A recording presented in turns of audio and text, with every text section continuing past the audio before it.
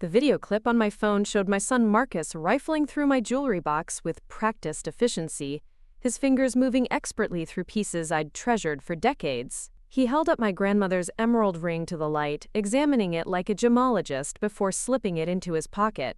My hands trembled as I watched 27 years of motherhood crumble in a 30-second recording. This wasn't desperation or addiction driving him. This was calculated theft, methodical and cold, performed by someone who knew exactly what he was looking for and how much it was worth. Before we jump back in, tell us where you're tuning in from, and if this story touches you, make sure you're subscribed, because tomorrow, I've saved something extra special for you. 3 weeks earlier, I'd been sitting in my sunny kitchen in Clearwater, Florida, sorting through insurance papers, when Marcus called with devastating news. "Mom, I lost my job at the tech firm. Budget cuts, they said. 20 people got laid off, including me." The desperation in his voice broke my heart. At 27, Marcus had always been responsible, working his way through college, landing a good position right after graduation, never asking for handouts or bailouts like so many of his generation. I'd raised him alone after his father abandoned us when Marcus was 8. Through high school sports, college applications, his first apartment, every milestone had been ours to celebrate together. He was my pride and joy, proof that single mothers could raise successful, honorable children despite the odds. When he called asking for help with rent while he searched for new employment, saying yes felt natural as breathing. $2,000 to cover his apartment while he interviewed for positions. It seemed reasonable, temporary, the kind of family support anyone would provide. Marcus promised to pay it back within 60 days, and I believed him completely. Why wouldn't I? He'd never given me reason to doubt his word about anything important. The next week brought another call. "Mom, I hate to ask, but the car needs major repairs. The transmission is shot and I need transportation for job interviews. Could you possibly help with the repair costs?" My heart went out to him. Job hunting without reliable transportation would be nearly impossible, especially in a sprawling city like Tampa where public transit was limited. $1,500 for transmission work. Again, Marcus assured me it was temporary, just until he got back on his feet. The mechanic's estimate he texted looked legitimate, detailed, and professional. I transferred the money immediately, proud that I could help my son through a difficult period. This was what family did for each other during hard times. But the requests kept coming. His phone was damaged during a job interview, and he needed a replacement immediately for follow-up calls. $600 for a new smartphone. His laptop crashed, taking his resume and portfolio with it. $800 for a replacement computer. Each request came with reasonable explanations and urgent timelines that made questioning feel cruel and suspicious. Insurance had lapsed on his apartment due to the unemployment, and the landlord required immediate proof of coverage. Another $1,000 for security deposits and policy premiums. The electricity was being shut off due to a billing error that wouldn't be resolved for weeks. $400 to keep the power on. Every crisis seemed legitimate, every explanation plausible. By the end of the first month, I'd given Marcus over $6,000. The amount shocked me when I finally added it up during my monthly budget review. I'd depleted most of my emergency savings, the money I'd carefully accumulated over 15 years of teaching elementary school. But Marcus was family, my only child, and temporary financial stress felt manageable compared to watching him struggle. The second month brought more sophisticated requests. He'd found a promising job opportunity, but they required proof of financial stability before extending an offer. Could I temporarily deposit money into his account that he could show to demonstrate savings? $3,000 that would be returned within a week once the job was secured. The money never came back. When I asked about it, Marcus explained that the job had fallen through at the last minute due to budget constraints. But he'd already spent the demonstration funds on interview clothes and transportation costs.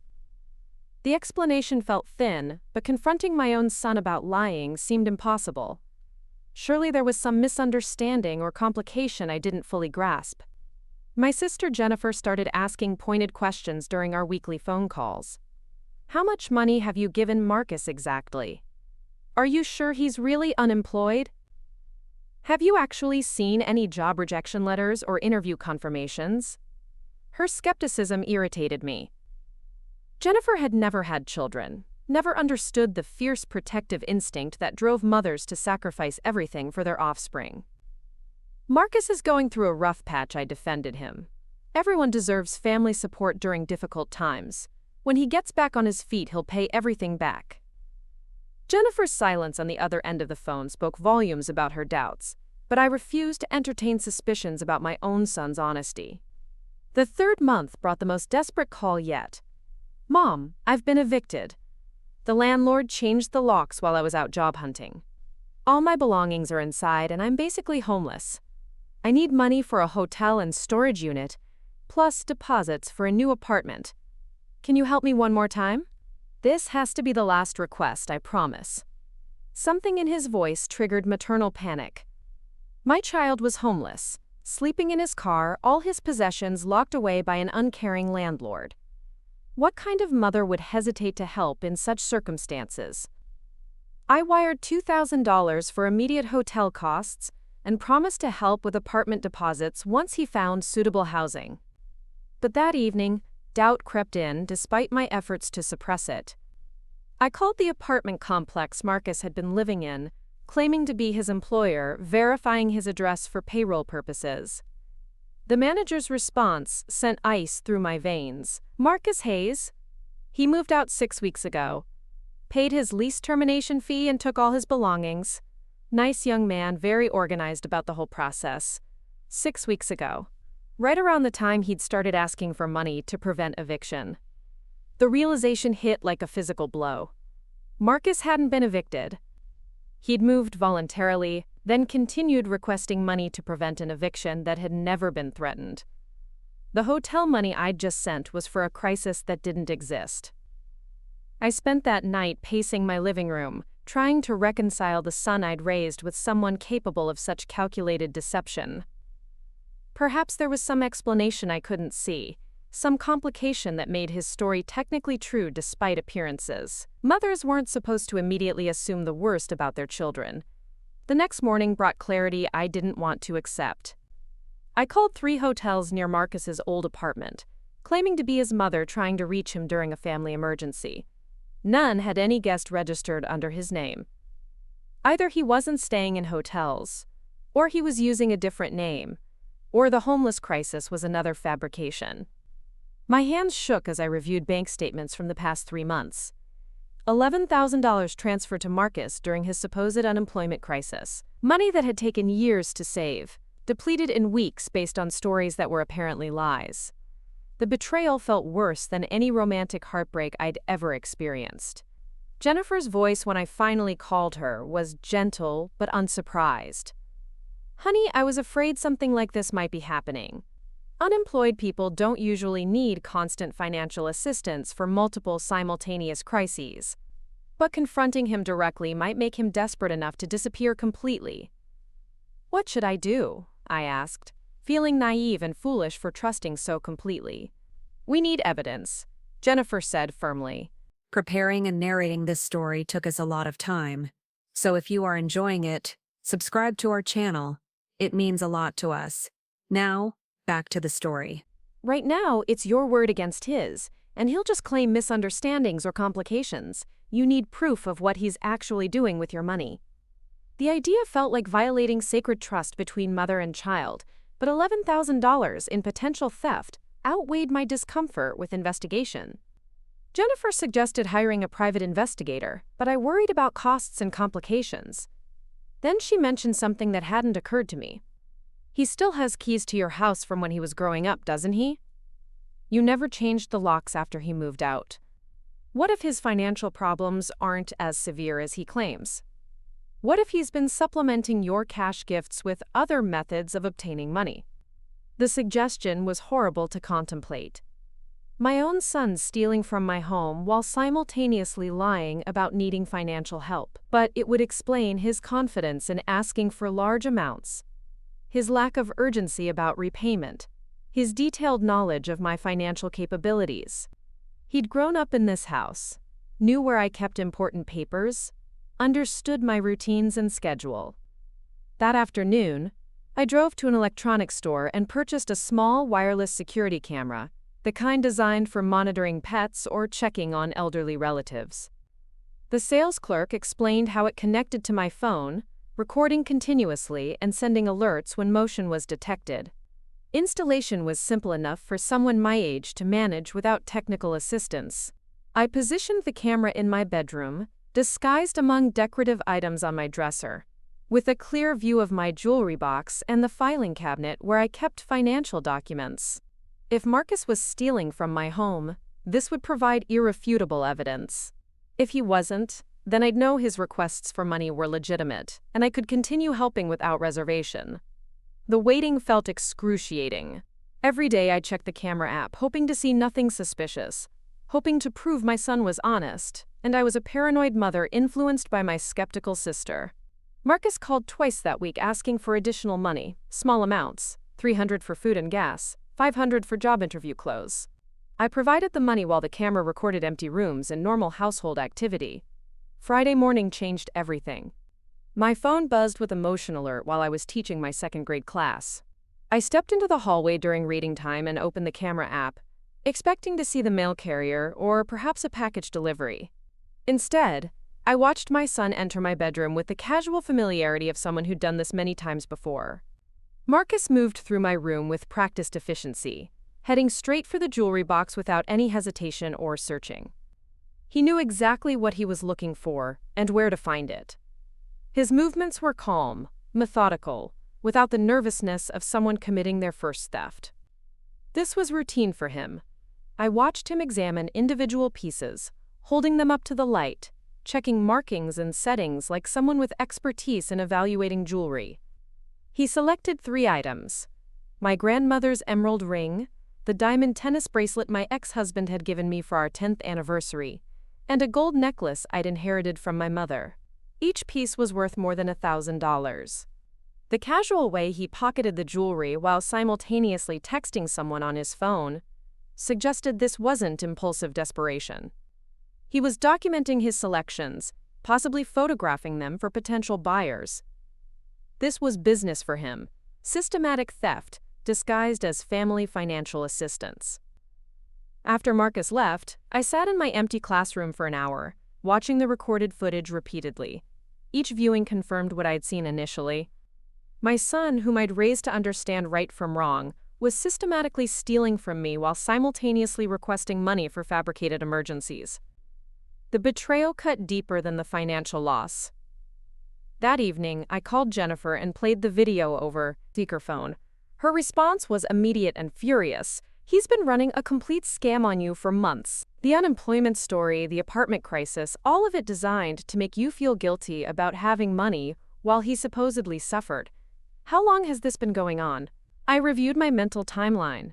The jewelry theft might have started before the unemployment story, providing him with cash that supplemented my financial gifts. If he'd been stealing and selling my possessions for months, then his requests for money weren't about covering basic expenses. They were about maximizing profit from my maternal guilt and trust. The practical implications were staggering. How much jewelry had he already taken without my noticing? My collection included pieces from my grandmother, my mother, gifts from significant relationships, purchases made to celebrate personal achievements. If Marcus had been systematically stealing items over months, he might have taken thousands of dollars worth of irreplaceable heirlooms. Jennifer's voice brought me back to the immediate problem. You have to confront him, but carefully. If he realizes you have evidence, he might disappear or claim the jewelry was given to him voluntarily. We need to think strategically about how to handle this. The weekend passed in a haze of planning and dread. I conducted a thorough inventory of my jewelry collection, discovering gaps I'd previously attributed to misplacement or forgetfulness. My pearl earrings from my college graduation were missing. The antique brooch my grandmother had worn to her wedding was gone. A gold chain I'd bought myself after my first year of teaching had vanished. At least 8 pieces were definitely missing, possibly more that I couldn't immediately account for. Conservative estimates put the total value around $15,000, not including sentimental worth that couldn't be calculated in monetary terms. Combined with the $11,000 in cash I'd given him, Marcus had extracted over $25,000 from me in 3 months. Monday morning brought another call. "Mom, I found a great apartment, but they want first month, last month, and security deposit up front. It's $4,800 total, but this will solve my housing situation permanently. Can you help me one more time? His voice carried the same desperate urgency that had motivated my previous transfers. This time, I was ready. Marcus, I need to ask you something directly. Have you been in my house recently? The question seemed to surprise him. Your house? No, why would I be there? You never mentioned anything about me coming over. Is everything okay? His denial was smooth and immediate, without the hesitation or defensiveness someone might show if caught unexpectedly. This wasn't improvised lying. He'd prepared responses for potential questions about his activities. The calculation behind his deception felt more chilling than the financial theft. I have security cameras now, I said carefully. They show someone entering my bedroom last Friday while I was at work. Marcus's silence stretched long enough to confirm my suspicions. When he finally responded, his voice had changed completely. Mom, you're imagining things. Security cameras? That's pretty paranoid, don't you think? Maybe you saw a reflection or the mailman or something. There's no way anyone was in your house, especially not me. I don't even have keys anymore, remember?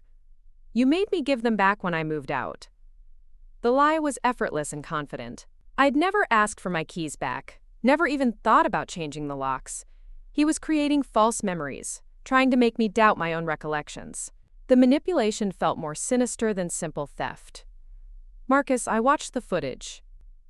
I saw you take my grandmother's emerald ring, my diamond bracelet, and the gold necklace from Mom. You were in my bedroom for 12 minutes, going through my jewelry box like you'd done it many times before. Another long silence. Then his voice returned with a different tone entirely. Hurt, confused, slightly angry. Mom, this is really upsetting. You're accusing me of stealing from you based on some unclear security footage. Do you realize how that makes me feel? After everything we've been through together, you think I'm a thief? The emotional manipulation was sophisticated, designed to make me feel guilty for presenting evidence of his crimes. He was positioning himself as the victim of my unreasonable suspicions, rather than addressing the actual theft. This level of psychological manipulation suggested experience with similar situations. I can show you the video, Marcus. It's very clear footage of you in my room, selecting specific pieces of jewelry and putting them in your pockets. There's no misidentification or confusion about what happened. His response revealed the calculated nature of his deception. Okay, fine. Maybe I was there, but not to steal anything. I was looking for some old photos from high school that I thought you might have in your room. If I moved some jewelry while looking through drawers, it was completely innocent. You're twisting innocent actions into criminal behavior. The story was inventive, but immediately disputable. The camera showed him going directly to the jewelry box, not searching through drawers or looking for photographs. He'd selected specific valuable pieces after examining them carefully, then concealed them in his pockets. No innocent explanation could account for that behavior. Marcus, the camera shows you examining individual pieces, checking them for markings, and deliberately concealing them before leaving. That's not someone looking for photographs. That's someone stealing jewelry with knowledge and planning. His mask finally slipped completely. Fine, you got me. I took a few pieces, but only because I'm desperate, and you wouldn't give me enough money to survive. What was I supposed to do, live on the street? You have all this expensive jewelry sitting in boxes, while your own son can't afford basic necessities. The admission felt simultaneously relieving and devastating. Relief that I wasn't imagining or misinterpreting what I'd seen. Devastation that my son was not only a thief but someone who justified stealing from his own mother. The entitlement in his voice suggested he viewed my possessions as resources he deserved access to during difficult times. Marcus, you've asked me for over $11,000 in the past 3 months. Money I gave you willingly because I thought you were unemployed and struggling. If you were also stealing jewelry, then none of your story was true. His response revealed the scope of his deception. Look, I didn't want to worry you, but I've been working this whole time. Freelance consulting, gig economy stuff, enough to get by but not enough to live comfortably. The money you gave me helped me maintain a decent lifestyle while I looked for something permanent. The casual way he admitted to fabricating unemployment while simultaneously stealing from me demonstrated a complete absence of remorse or understanding about the severity of his actions. This wasn't desperate behavior driven by genuine need. This was opportunistic theft enabled by family trust and maternal guilt. So the eviction was fake? The car repairs? The phone replacement? All of it lies designed to extract money from me while you supplemented my gifts by stealing from my home? Marcus's silence confirmed what I already knew. Every crisis, every emergency, every desperate plea for help had been carefully constructed fiction designed to manipulate my maternal instincts and financial resources. The sophistication of his lies suggested months of planning and preparation. I need my jewelry back, Marcus. And I want you to explain exactly how long this has been going on and what else you've taken from my house. His response was immediate and defiant. I already sold most of it. I needed the money for legitimate expenses that you weren't covering adequately. If you wanted to keep your jewelry safe, you should have given me more help when I asked for it properly. The victim blaming was breathtaking. He'd stolen irreplaceable family heirlooms, sold them for quick cash, then claimed the theft was justified by my insufficient generosity. The psychological manipulation was sophisticated enough to suggest he'd used similar tactics before, possibly with other family members or romantic partners. Marcus, I gave you $11,000 based on lies about unemployment and emergencies. That's more money than most people have available for helping family members. Stealing jewelry on top of that isn't justified by any reasonable standard. Yeah, well, $11,000 doesn't go as far as you think when you're trying to maintain an adult lifestyle. Rent, car payments, insurance, food, entertainment, dating expenses. The money you gave me covered maybe half of what I actually needed to live decently. The entitlement was staggering. He viewed my financial assistance as insufficient rather than generous, justifying theft as a reasonable supplement to gifts that were apparently inadequate for his lifestyle expectations. This wasn't someone who understood appropriate boundaries between family support and personal responsibility. The conversation continued for another 20 minutes, with Marcus alternating between justification, manipulation, and conditional apology. He'd consider returning any jewelry he hadn't yet sold if I agreed to continue providing monthly financial support. He'd stop taking items from my house if I established a formal allowance system that met his lifestyle requirements. Every proposed solution involved my continued financial support, in exchange for his promise to stop stealing from me. He viewed theft as leverage in negotiating better terms for ongoing financial assistance, rather than as criminal behavior requiring immediate cessation and restitution. That evening, I sat in my living room holding 3 years' worth of Mother's Day cards Marcus had given me, reading inscriptions about gratitude, love, and appreciation for all my sacrifices. The contrast between his written words and his actual behavior felt surreal. Had any of his expressions of love been genuine, or was everything manipulation designed to maintain access to my resources? Jennifer arrived that night with a bottle of wine and clear opinions about my next steps. You have to cut him off completely and file a police report. This isn't family drama anymore. It's criminal theft and fraud. If you don't establish consequences, he'll keep escalating until he's stolen everything you have. The idea of having my own son arrested felt impossible to contemplate. Despite everything he'd done, maternal instincts insisted there had to be some way to resolve this within the family. Surely counseling or intervention could address whatever psychological issues had driven him to such behavior. But Jennifer's perspective was uncompromising. He's not a troubled teenager making poor decisions. He's a 27-year-old adult who spent months planning and executing systematic theft from his own mother. This is who he is, not some temporary aberration you can fix with unconditional love. That night, I reviewed the security footage repeatedly, studying Marcus's movements and expressions. His comfort level in my bedroom, his knowledge of what jewelry was most valuable, his casual attitude while committing theft. This wasn't impulsive or desperate behavior. This was practiced, routine, systematic. The most disturbing aspect was his complete lack of visible guilt or remorse. He moved through my personal space like someone who belonged there, taking my possessions like someone who deserved them. The entitlement was absolute, suggesting deep-seated psychological issues that went far beyond financial desperation.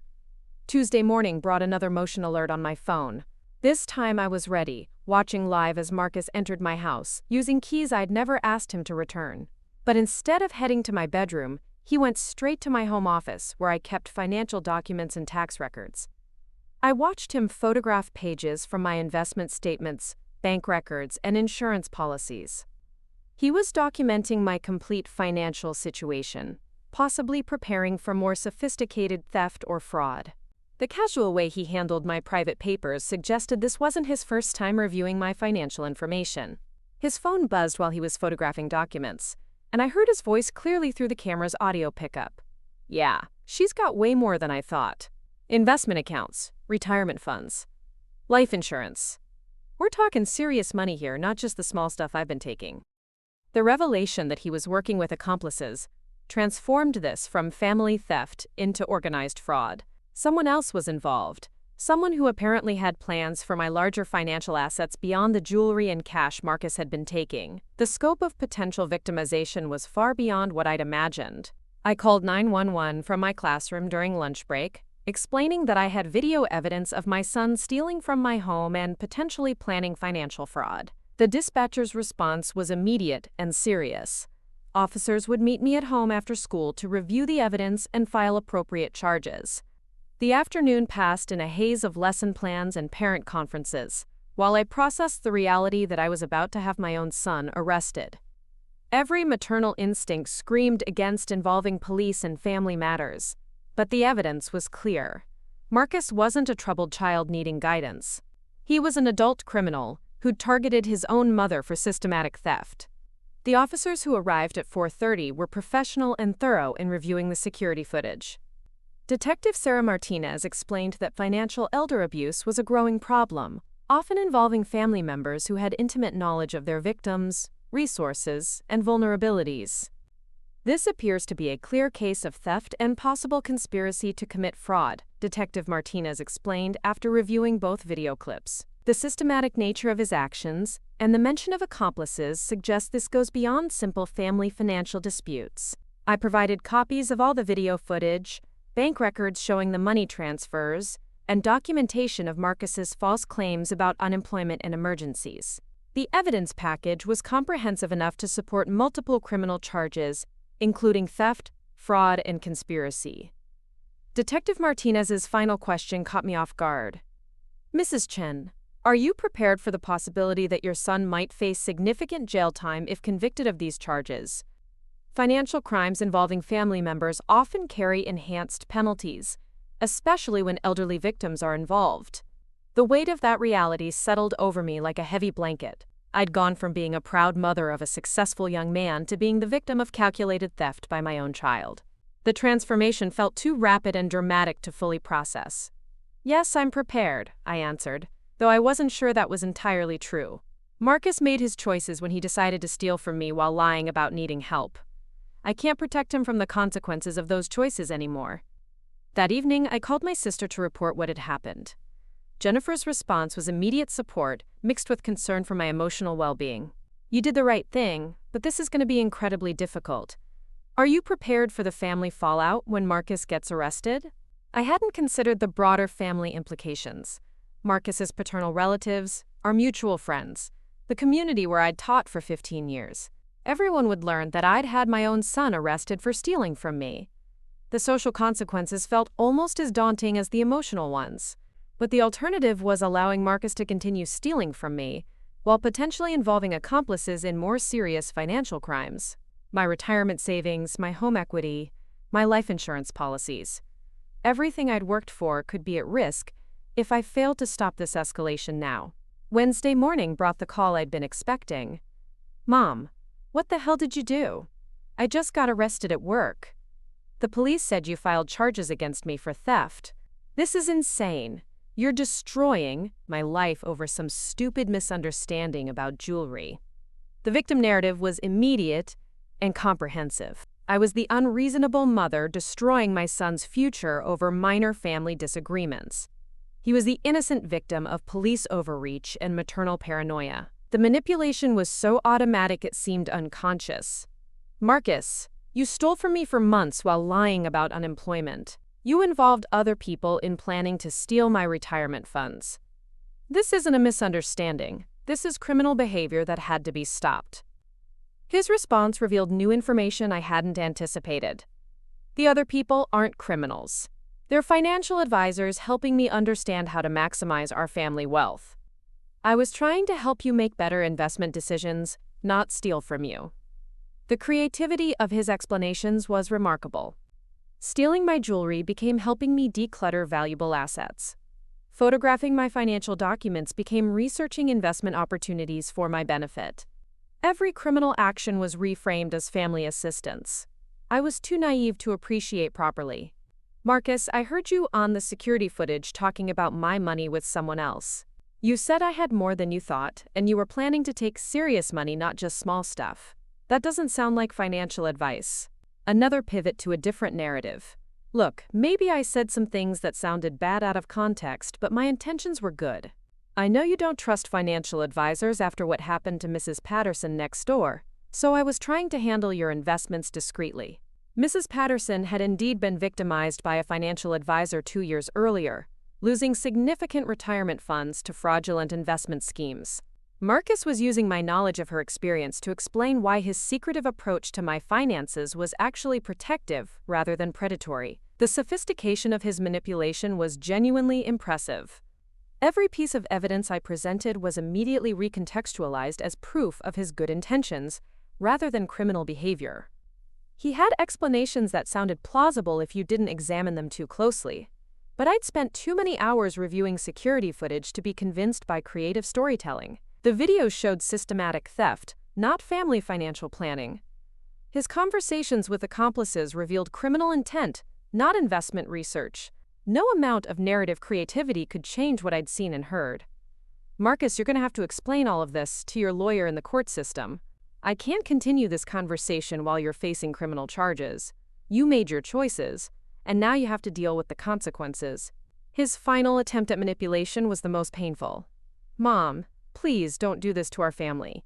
Think about what this will do to my future, my career, my relationships. You're the only mother I'll ever have. Don't destroy our relationship over money that doesn't really matter in the long run. The emotional appeal was designed to trigger maternal guilt and protective instincts. But after months of lies, theft, and manipulation, I'd learned to recognize when Marcus was using my love for him as a weapon against my own interests. I love you, Marcus, but I can't enable criminal behavior anymore. You'll always be my son, but you're also an adult who has to face the consequences of your choices. I hope someday you'll understand why I had to do this. After hanging up, I sat in my kitchen surrounded by the silence of a house that no longer felt safe or private. Security cameras monitored empty rooms where my own child had systematically stolen from me while I worked to educate other people's children. The irony felt bitter and overwhelming. That evening brought the first of many difficult conversations with friends and colleagues who'd heard about Marcus's arrest. The story had spread quickly through our small community, creating a mixture of sympathy and curiosity that felt intrusive and exhausting. Some people offered unconditional support, understanding that family members could be criminals regardless of how well they'd been raised. Others suggested that somehow I'd failed as a mother, that proper parenting could have prevented this situation. The judgment was subtle but persistent. The hardest conversation was with my principal, who'd known Marcus since he was a child visiting my classroom after school. Mrs. Chen, I'm so sorry you're going through this. Is there anything the school can do to support you during this difficult time? Professional support felt genuine and appreciated, but it also highlighted how public my family crisis had become. Everyone knew that Diana Chen's son had been arrested for stealing from her. The privacy I'd maintained around family problems for decades was permanently gone. Thursday brought a call from Marcus's court-appointed attorney, asking if I'd be willing to consider a plea agreement that involved restitution and counseling rather than jail time. The lawyer painted Marcus as a young man who'd made poor decisions during a difficult period, but who fundamentally wasn't a career criminal. I listened to the proposal carefully. Marcus would plead guilty to reduced charges, pay full restitution for stolen items, complete financial counseling, and accept probation with community service. In exchange, he'd avoid jail time and have the possibility of expunging the criminal record after successful completion of probation terms. The offer was reasonable from a practical standpoint. I'd receive compensation for stolen jewelry, Marcus would avoid prison, and the family could potentially heal from this crisis over time. But something about the proposal troubled me deeply. The plea agreement didn't address the months of systematic lying, the accomplices who'd been planning larger thefts, or the psychological manipulation Marcus had used throughout our relationship. It treated his behavior as aberrant rather than characteristic, temporary rather than indicative of deeper personality issues. I asked for time to consider the offer, then called Detective Martinez to discuss my concerns. Her perspective was experienced and realistic. Mrs. Chen, plea agreements are common in family financial crime cases. The court system recognizes that family relationships complicate these situations in ways that stranger crimes don't. But Detective Martinez also shared information that influenced my decision. The accomplice Marcus had been talking to was someone with a criminal record involving financial fraud against elderly victims. This wasn't Marcus's first involvement with people who targeted vulnerable populations for theft. Additionally, the investigation had revealed that Marcus had been researching my financial accounts online, using personal information to access investment statements and retirement fund balances. The scope of his preparation for potential theft was far beyond what I'd initially understood. Armed with this new information, I declined the plea agreement. Marcus needed to face consequences that matched the severity and premeditation of his crimes. Counseling and community service felt inadequate, given the systematic nature of his theft and the involvement of experienced criminals. The decision felt like closing a door on any possibility of reconciliation with my son, but it also felt like protecting other potential victims from someone who demonstrated sophisticated skills in financial manipulation and fraud. Friday evening, I sat in my living room reading a letter that had arrived in that day's mail. The return address showed Marcus's name and the county jail where he was being held pending trial. Despite everything that had happened, seeing his handwriting on an envelope addressed to me triggered complex emotions I wasn't prepared to handle. The letter was 3 pages of explanations, apologies, and requests for understanding. Marcus claimed he'd been struggling with gambling addiction that had driven him to desperate measures. The theft and lies were symptoms of a disease he'd been too ashamed to admit, not evidence of criminal character or lack of love for me. The gambling explanation was new, not mentioned during any of our previous conversations about his behavior. It felt like another manipulation, designed to reframe criminal choices as medical issues requiring treatment rather than punishment. But it also raised questions about what other problems Marcus might be hiding. I called Jennifer to discuss the letter and get her perspective on this latest narrative. Her response was immediate skepticism. Convenient that he's discovered a gambling addiction now that he's facing criminal charges. Did he mention gambling once during all those conversations about needing money for rent and car repairs? Jennifer was right. Marcus had never mentioned gambling debts or addiction when he'd been asking for money to cover supposedly legitimate expenses. The addiction story emerged only after he'd been caught stealing and was facing legal consequences for his actions. But the letter also contained information that felt genuine in its emotional content. Marcus wrote about feeling pressure to maintain an expensive lifestyle that impressed his girlfriend and her wealthy family. He described feeling ashamed of asking for help, but being unable to admit the scope of his financial problems. The lifestyle pressure explanation made sense, given some details I'd noticed but hadn't questioned. Marcus's expensive clothes, his frequent dining at upscale restaurants based on social media posts, his references to vacations and entertainment that seemed beyond the budget of someone supposedly unemployed. If Marcus had been trying to maintain an affluent lifestyle to impress his girlfriend's family, that could explain both his desperation for money and his reluctance to admit his true financial situation. But it didn't excuse the theft, lies, or involvement with criminals planning larger frauds. The letter concluded with a request that felt like emotional blackmail disguised as vulnerability. Mom, I know I've disappointed you terribly, but I need you to know that losing your love and respect is worse than any punishment the court system can impose. Please don't give up on me completely. I'm still your son, and I'm fighting to become someone you can be proud of again. The emotional manipulation was sophisticated, designed to trigger maternal guilt and protective instincts, while positioning Marcus as someone worthy of continued support despite his criminal behavior. But after months of lies and theft, I'd learned to question every emotional appeal he made. That weekend, I drove to the beach for the first time in months, needing space and perspective away from the house that had become a crime scene and the community where everyone knew about my family crisis. Walking along the shore, I tried to process the complete transformation of my understanding about my son and our relationship. 6 months earlier, I'd been a proud mother whose responsible adult child occasionally needed minor financial assistance. Now I was the victim of systematic theft by someone I'd raised, trusted, and loved unconditionally for 27 years. The psychological whiplash felt impossible to fully comprehend. But sitting on the sand, watching waves roll in consistently, I also felt something unexpected. Relief that I'd finally discovered the truth about Marcus's character and intentions. Months of confusion about his constant financial crises now made perfect sense.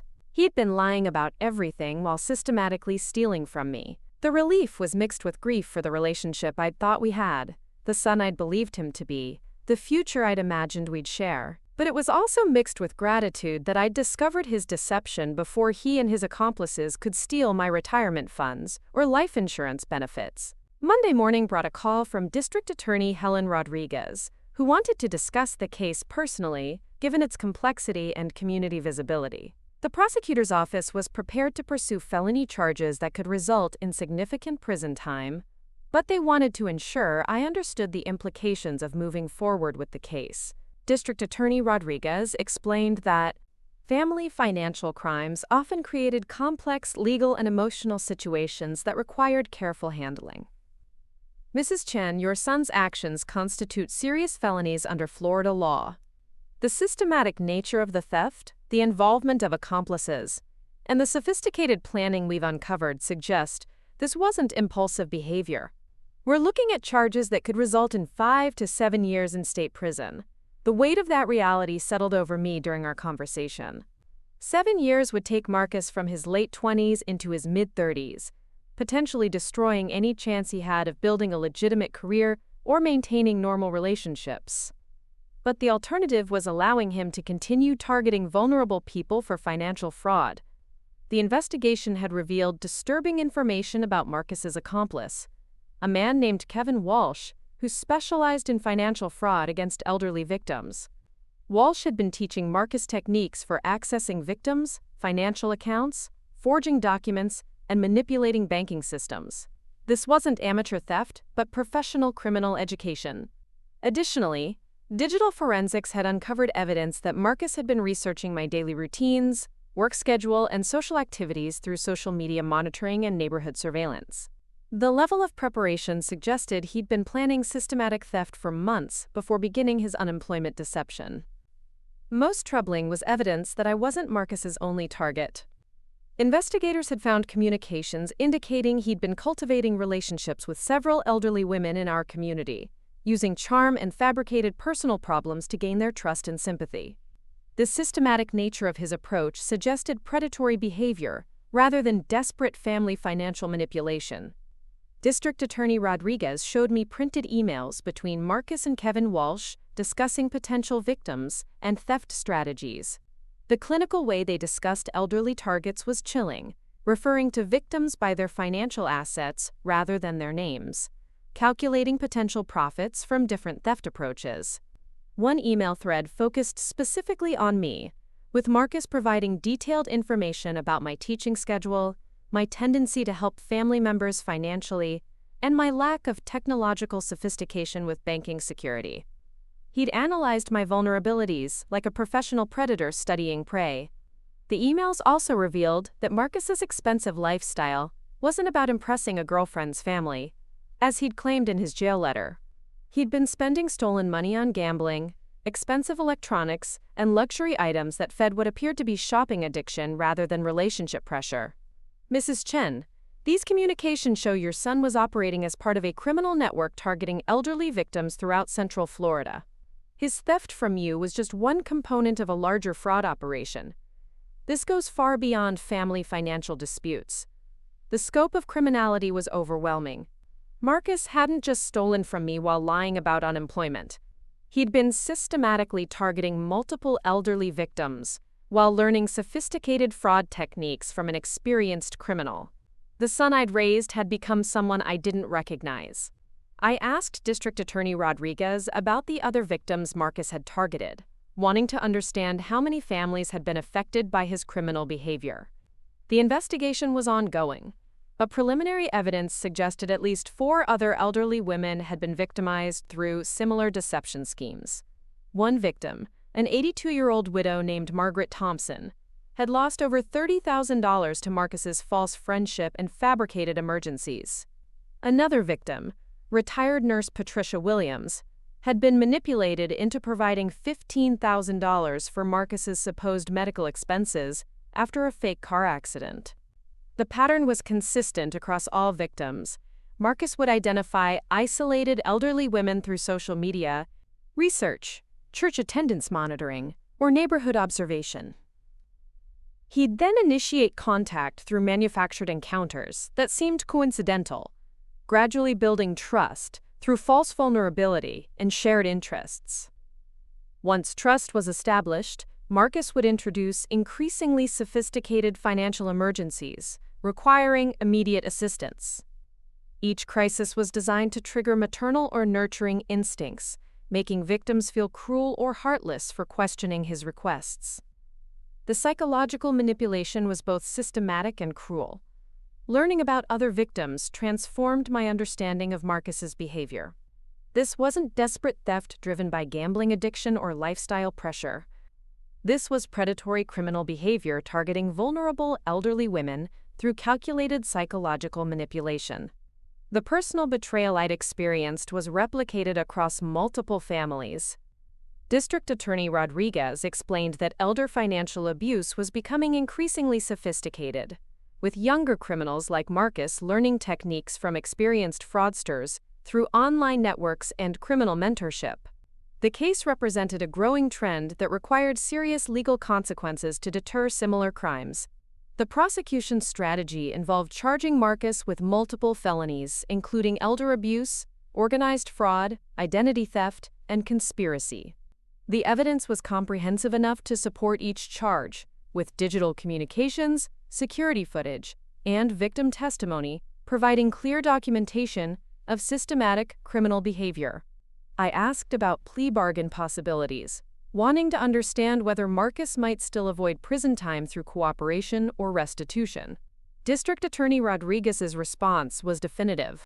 Given the scope of victims and the sophistication of the criminal operation, the state was not interested in plea agreements that didn't include significant incarceration. Your son and his accomplice targeted elderly victims specifically because they believed this population would be less likely to report crimes or pursue prosecution. The systematic nature of their crimes requires consequences that deter similar predatory behavior. The conversation concluded with scheduling for my testimony at Marcus's trial, which was set for 6 weeks later. I'd need to provide detailed testimony about the theft, lies, and emotional manipulation I'd experienced, as well as the security footage evidence that had exposed his criminal behavior. Driving home from the prosecutor's office, I felt a complex mixture of emotions. Sadness about the complete destruction of my relationship with Marcus. Anger about his systematic betrayal and criminal targeting of elderly victims. Relief that his crimes had been discovered before more serious financial damage occurred. But I also felt something unexpected. Pride in my decision to install security cameras and pursue criminal charges despite family pressure and emotional manipulation. The evidence I'd gathered had exposed a criminal operation affecting multiple families, potentially preventing future victims from similar predatory crimes. That evening, I called each of Marcus's other victims to offer support and share information about resources available for elder financial abuse recovery. The conversations were difficult but important, connecting isolated victims with community support and legal assistance. Margaret Thompson's response was particularly moving. "Mrs. Chen, I thought I was going crazy. Marcus was so charming and convincing that I started doubting my own judgment when money kept disappearing. Knowing that other people experienced the same manipulation helps me understand that this wasn't my fault." The common theme across all victim conversations was self-blame and confusion about how they'd been deceived by someone who seemed so genuine and caring. Marcus's ability to project false vulnerability and trustworthiness had been devastatingly effective across multiple targets. Patricia Williams shared details about Marcus's fake medical emergency that had convinced her to provide $15,000 for supposed surgical expenses.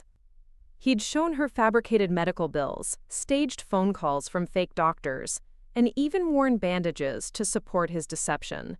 The sophistication was remarkable and disturbing. Each conversation reinforced my understanding that prosecuting Marcus was about protecting future victims rather than seeking personal revenge. His criminal skills and predatory targeting of elderly victims represented a serious threat to community safety that required legal intervention. The weeks before trial passed in a blur of legal preparation, media attention, and community responses. Local news outlets had picked up the story of a teacher whose son had stolen from her while targeting other elderly victims, creating both support and unwanted publicity. Some community members offered encouragement and praise for my decision to pursue prosecution despite family relationships. Others suggested privately that I was being unnecessarily harsh toward my own child, that family problems should be resolved internally rather than through criminal justice systems. The criticism was particularly difficult coming from other mothers who couldn't imagine having their own children arrested regardless of criminal behavior. The implication was that real mothers would find ways to protect their children from legal consequences, rather than cooperating with prosecution. But support from other elderly community members was overwhelming and meaningful. Many shared stories about financial exploitation by family members, friends, or acquaintances, explaining how common elder abuse had become, and how rarely victims pursued prosecution due to shame or family pressure. Mrs. Henderson, my next-door neighbor who'd witnessed the vandalism months earlier, became a particularly strong advocate for my decision. "Diana, you're protecting all of us by making sure there are consequences for this kind of criminal behavior. Too many families sweep financial abuse under the rug, allowing criminals to continue victimizing elderly people." The trial began on a cold February morning with jury selection and opening statements. Seeing Marcus in defendant's clothing, flanked by court-appointed attorneys, triggered complex emotions I wasn't prepared to handle. Despite everything he'd done, maternal instincts made me want to protect him from the legal consequences of his actions. But listening to the prosecutor outline the scope of Marcus's crimes helped maintain perspective on why this prosecution was necessary. The systematic targeting of elderly victims, the sophisticated fraud techniques, the criminal network involvement. This wasn't family financial drama, but serious predatory criminal behavior. Marcus's defense attorney attempted to portray him as a troubled young man who'd made poor decisions during a difficult period but who wasn't fundamentally criminal in character. The strategy focused on his previously clean record, his education, and character witnesses who testified about his positive qualities. But the prosecution's evidence was overwhelming and systematic.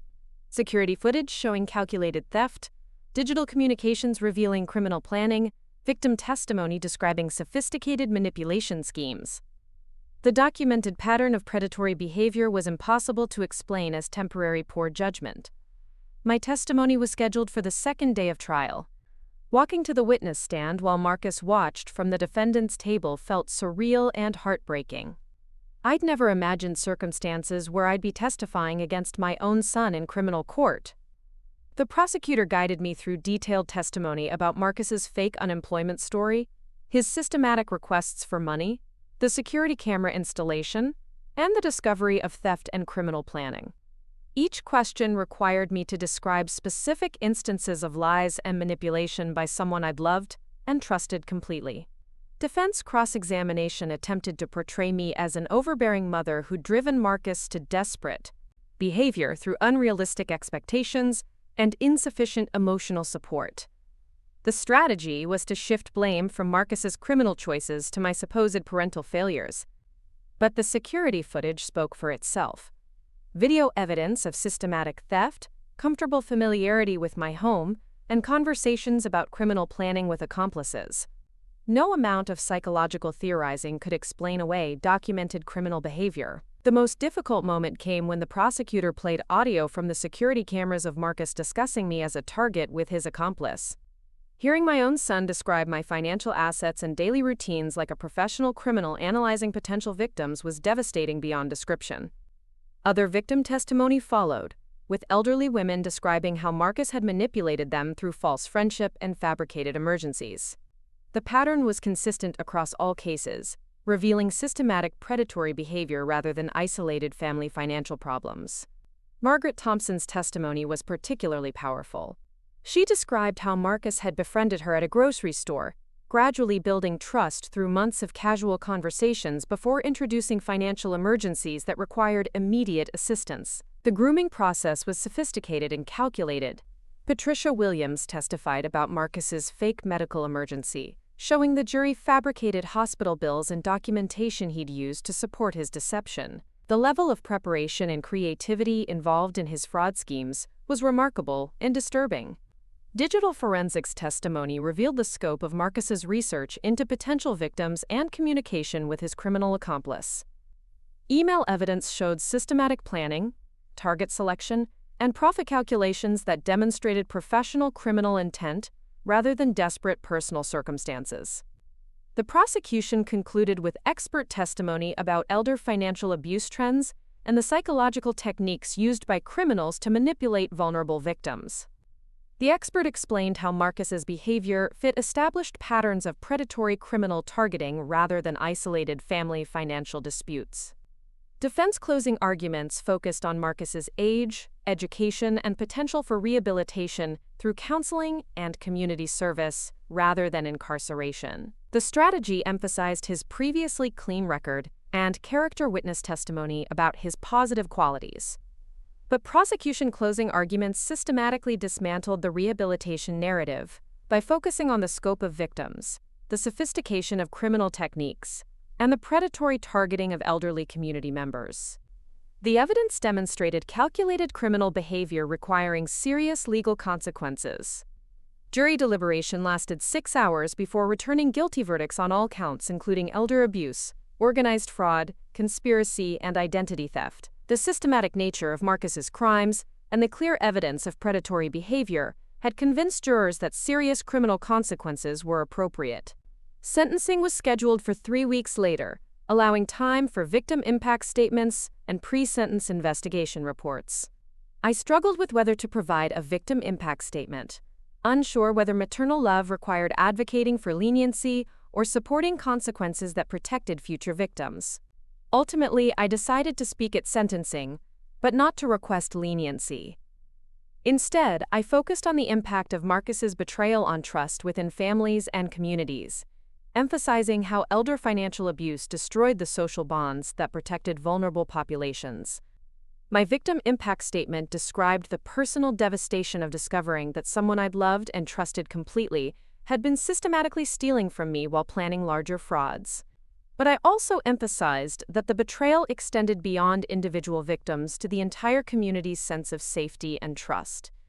When elderly people can't trust their own family members or community friends, we all become more isolated and vulnerable. Marcus's crimes didn't just steal money, they stole the sense of security that allows elderly people to maintain independence and community connections. Other victims provided similar statements, emphasizing how Marcus's deception had damaged their ability to trust new relationships or seek help when needed. The psychological impact extended far beyond financial losses to fundamental changes in how they interacted with their community. Margaret Thompson's statement was particularly moving. She described how Marcus's betrayal had made her suspicious of every friendly interaction, afraid that kindness from younger people masked predatory intent. The isolation resulting from destroyed trust was devastating to her quality of life. Judge Patricia Morrison listened carefully to all victim statements before addressing Marcus directly about the seriousness of his crimes and their impact on community safety. Her comments emphasized that elder financial abuse was a growing problem requiring serious legal consequences to protect vulnerable populations. Mr. Hayes, your crimes represent a calculated betrayal of trust that targeted some of our community's most vulnerable members. The systematic nature of your deception and the involvement of criminal accomplices demonstrate predatory behavior that requires significant incarceration to protect public safety. The sentence was 5 years in state prison, followed by 3 years of supervised probation. Marcus would also be required to pay full restitution to all victims and complete financial crimes counseling. The sentence reflected the seriousness of systematic elder abuse while allowing possibility for eventual rehabilitation. Marcus's reaction to the sentence was immediate breakdown and emotional appeals to me for forgiveness and support. But his tears felt manipulative rather than genuine, another attempt to trigger maternal guilt and protective instincts. After months of lies and manipulation, I'd learned to question every emotional display.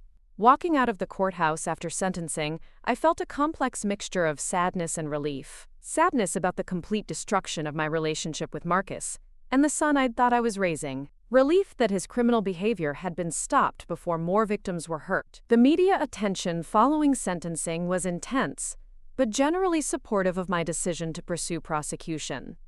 Local news coverage emphasized the importance of reporting elder financial abuse, regardless of family relationships, using our case as an example of how criminal behavior should be addressed through legal systems rather than family intervention. But the most meaningful responses came from other elderly community members who shared their own experiences with financial exploitation and expressed gratitude that I'd been willing to pursue justice despite personal costs.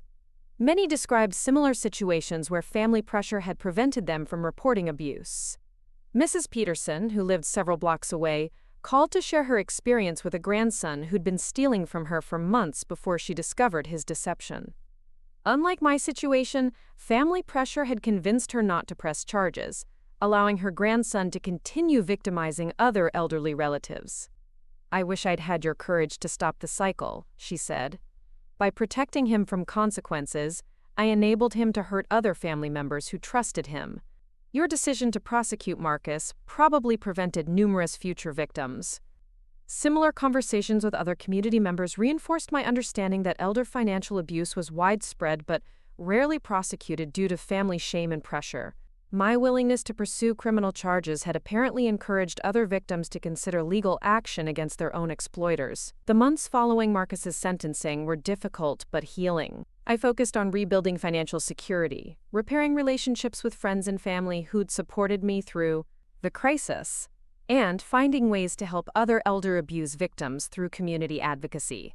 I joined the county's Elder Abuse Prevention Coalition, sharing my experience to help educate other elderly people about warning signs of financial exploitation and the importance of reporting criminal behavior regardless of family relationships. The speaking engagements were emotionally challenging but felt meaningful and important. Jennifer became an even stronger source of support and advocacy, helping me understand that protecting Marcus from consequences would have enabled continued criminal behavior rather than helping him become a better person. Her perspective on tough love and accountability was consistently wise and grounding. The security cameras that had exposed Marcus's theft became a permanent feature of my home security system. But more importantly, the experience taught me to trust my instincts about suspicious behavior rather than automatically assuming the best about people's motivations. 6 months after sentencing, I received a letter from Marcus in prison requesting a visit and claiming he'd begun genuine rehabilitation work through counseling and education programs. The letter described his supposed recognition of how his behavior had hurt me and other victims. But the letter also contained subtle requests for money for commissary accounts and legal appeals, suggesting his attitude toward me remained fundamentally exploitative. Despite claims of rehabilitation and remorse, he was still trying to extract financial support through emotional manipulation. I chose not to respond to the letter or schedule prison visits. Marcus needed to demonstrate genuine change through actions rather than words, and his continued requests for money suggested he hadn't truly understood the severity of his crimes or their impact on victims. Jennifer supported my decision to maintain distance until Marcus could prove lasting behavioral change. She pointed out that premature forgiveness often enabled continued manipulation, rather than encouraging genuine rehabilitation.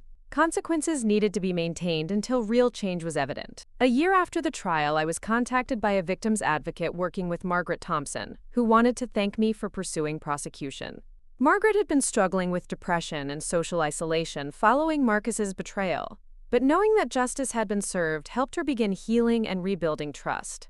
Patricia Williams sent a similar message through the prosecutor's office, explaining how my willingness to testify had given her courage to report another financial scam, targeting elderly victims in her neighborhood. The ripple effects of accountability extended beyond our immediate case to broader community protection. The financial recovery process was gradual but successful. Insurance covered some of the stolen jewelry, and restitution payments from Marcus's prison work program slowly repaid portions of the cash theft. More importantly, stopping his criminal behavior prevented much larger potential losses. But the emotional recovery was more complex and ongoing. The betrayal by someone I'd loved and trusted completely had fundamentally changed my understanding of family relationships and personal vulnerability. The maternal guilt about having my own son imprisoned remained difficult to process. Counseling helped me understand that protecting Marcus from consequences would have enabled continued victimization of elderly community members. The choice wasn't between being a good mother or a vindictive victim, but between enabling criminal behavior or protecting vulnerable people from predatory exploitation. 2 years after Marcus's conviction, the state probation office contacted me about his upcoming parole hearing. He'd completed educational programs and demonstrated good behavior in prison, making him eligible for early release under supervised probation conditions. I was invited to provide input about whether Marcus posed continued risk to community safety, particularly regarding elder financial abuse. The decision was difficult, balancing hope for genuine rehabilitation against evidence of sophisticated manipulation skills and predatory criminal behavior. Ultimately, I supported his parole application with conditions requiring ongoing counseling, financial monitoring, and restricted access to elderly community members. If Marcus had genuinely changed, supervised release offered opportunities to demonstrate rehabilitation. If he hadn't, supervision would provide protection for potential victims. Marcus was released after serving 3 years of his 5-year sentence, with strict probation conditions and regular check-ins with supervising officers. I maintained no contact during his initial release period, wanting him to establish independent rehabilitation without maternal intervention. But 6 months after his release, Marcus requested a supervised meeting through his probation officer to apologize for his crimes and attempt to rebuild our relationship. The meeting was scheduled at the probation office with counselors present to facilitate discussion and ensure safety.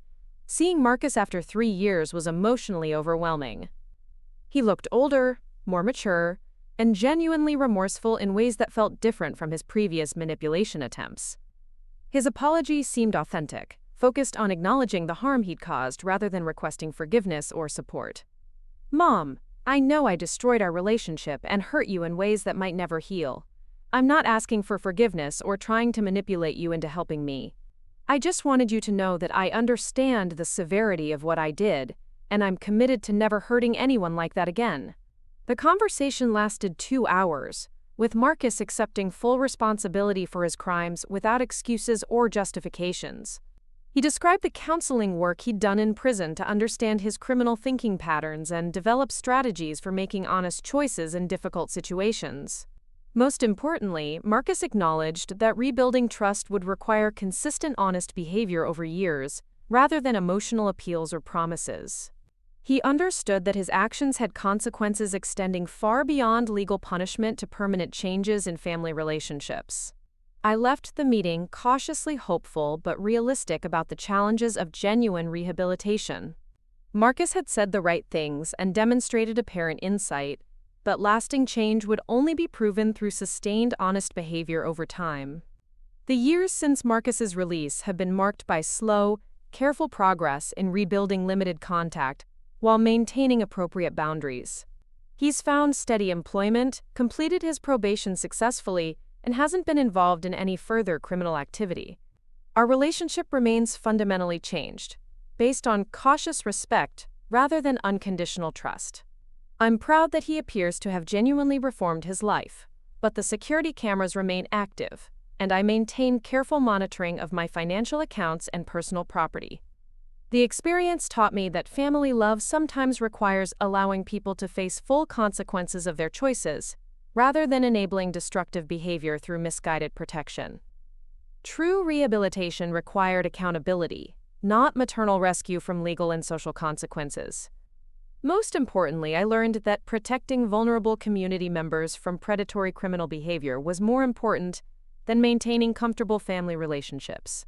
The elderly victims who thanked me for pursuing prosecution confirmed that justice served was healing shared.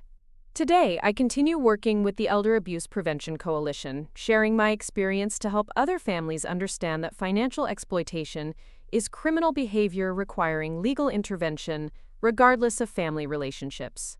The speaking engagements remain emotionally challenging but deeply meaningful. The security cameras that exposed Marcus's criminal behavior became symbols of empowerment rather than paranoia. Taking active steps to protect myself and document truth had prevented much greater victimization, while exposing criminal behavior affecting multiple families. Marcus and I exchange holiday cards and occasional phone calls, maintaining distant but respectful contact. He's building an honest life and appears genuinely committed to never repeating his criminal behavior. But trust must be earned through consistent actions over many years. The mother who once would have protected her son from any consequences has learned that real love sometimes requires allowing people to face the full weight of their choices. Justice served becomes healing shared when accountability protects entire communities from predatory behavior. My story isn't about revenge against family members or harsh punishment for mistakes. It's about recognizing that some behaviors are criminal rather than personal, that victims deserve protection regardless of their relationship to perpetrators, and that real rehabilitation requires genuine consequences rather than enabling rescue. The hidden camera that captured Marcus stealing from me also captured the moment I learned to prioritize community safety over family comfort. That lesson continues guiding my choices about relationships, boundaries, and the sometimes difficult requirements of genuine love. Up next, you've got 2 more standout stories right on your screen. If this one hit the mark, you won't want to pass these up. Just click and check them out.